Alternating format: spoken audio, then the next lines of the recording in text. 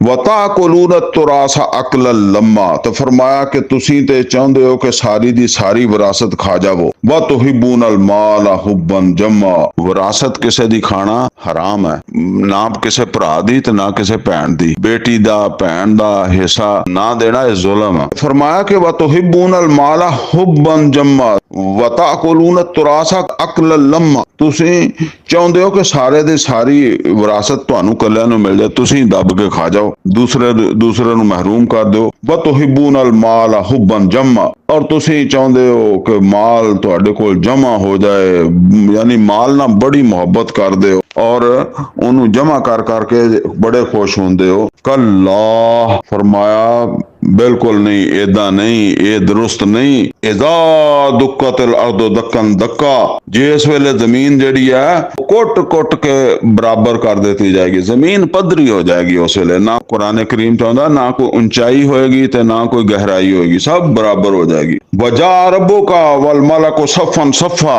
और आ जाएगा तुहाडा रब भी और फरिश्ते भी सफ दर सफ, क़यामत दा नक्शा अल्लाह ताला ने खिंचा। वजी यौमइज़िन जहन्नम, और उदों ले आई जाएगी जहन्नम भी। यौमइज़िन यतज़क्करुल इंसानु व अन्ना लहू ज़िक्रा, और उस दिन इंसान याद करेगा पर उदन दी नसीहत दा की फायदा होएगा, यानी उदन समझेगा, जिदा कहंदे उदन समझ आई दा की फायदा होएगा, समझना तो अज समझो मतलब है। यकूल या लैतनी, तो उस दिन आखेगा हाय मेरी बदकिस्मती, कदम तो ले हयाती, मैं अपनी हयात वास्ते, हुण केड़ी हयात है, हयात तो उन्हें दुनिया च गुजार ली नहीं, असल दे च उस वेले वो समझदा सी कि अगे कोई जिंदगी नहीं हैगी, अगली जिंदगी नूं उन्हें अहमियत नहीं दिती, उन्हें दुनिया की जिंदगी नूं अहम समझा सी। हुण उन्होंने पता लगा जिंदगी तो मेरी असल जिंदगी आ वा, वो तो थोड़ा जिहा टाइम से इत्थे वास्ते कुछ कीता ही नहीं सीगा, इत्थे वास्ते वो अल्लाह ताला दी फरमाबरदारी करनी सी, हुकूकुल्लाह भी देने से, हुकूकुल इबाद भी देने सी।